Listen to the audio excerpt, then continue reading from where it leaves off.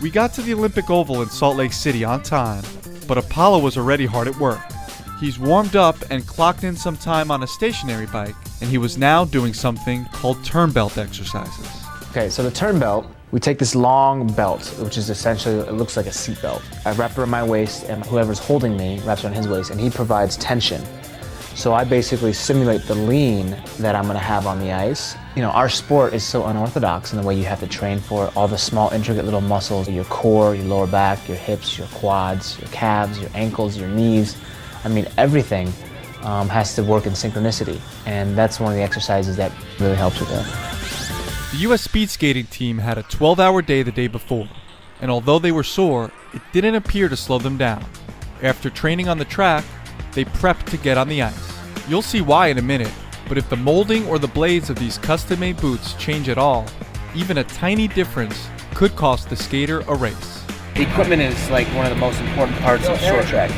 You can be the fittest guy, the strongest guy, train the hardest, and it means absolutely nothing if you get on the ice and you can't put it together because your equipment's holding you back. It's gonna hurt. It's a challenge to catch these skaters on camera, mostly because they whiz by at 40 miles an hour. As a skater glides over the ice, the friction creates razor-sharp grooves that hold them in place through the tight curves.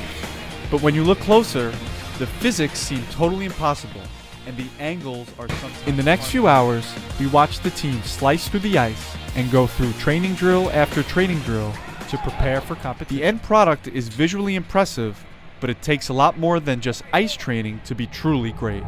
Speed skating is a delicate balance of strength, agility, power, and precision.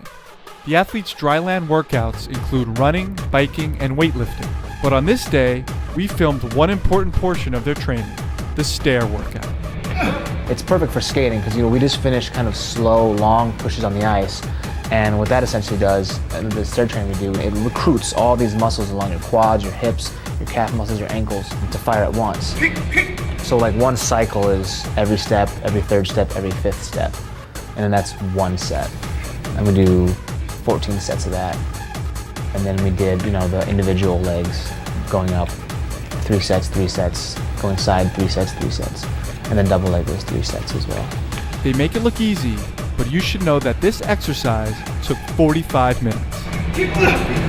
If you want to lose weight, doing some high intensity training like that, you go If you can believe it, leading up to the games, these athletes now do these training sessions 3 times a day. The most important part in my mind is this stage right here, this preparation stage.